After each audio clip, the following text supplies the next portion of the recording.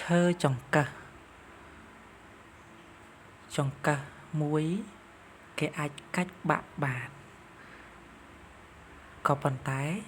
ចង្កឹះយើងយកចង្កឹះមួយបាច់ផ្គុំចូលគ្នាទៅគឺมันអាចនរណាកាច់បំបាក់បានទេមានរឿងមួយដែលមានគ្រួសារនៅភូមិមួយឪពុកទៀបនឹងស្លាប់គាត់បានឲ្យកូនកាច់អំពៅមួយដើមអញ្ចឹងនៅពេលដែលកាច់អំពៅមួយដើមហ្នឹងកូនហ្នឹងកាច់បាក់ហើយនៅពេលដែលគាត់ឲ្យយកអំពៅមួយដើមคล้ายទៅជាបាច់អំពៅមួយបាច់កូនហ្នឹងគឺកាច់អំពៅហ្នឹងអត់បាក់ទេនេះគឺជាឧទាហរណ៍ឲ្យយើងដឹងថានៅក្នុងគ្រួសារមួយ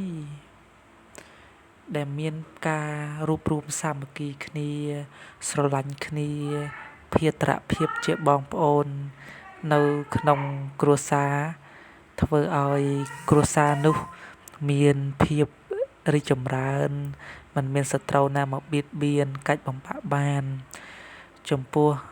សង្គមជាតិក៏អញ្ចឹងដែរនៅពេលដែលចេះរួបរวมគ្នាសាមគ្គីគ្នាសង្គមនោះប្រកបដោយសេចក្តីសុខហើយមិនមានអ្នកណាមកបំបែកបំបាក់យាយីបានឡើយនៅក្នុងក្រុមក៏ដូចគ្នាយើងធ្វើការងារក្រុមក៏ដោយយើងធ្វើការងារក្រុមប្រកបទៅដោយទំនួលខុសត្រូវចេះសាមគ្គីគ្នាគឺមិនមានបញ្ហាអ្វីមកយាយីនៅក្នុងក្រុមឡើយហើយនឹងសម្រេចបានជោគជ័យប្រៀបបានដូចជាចង្កឹះមួយគេកាច់បាក់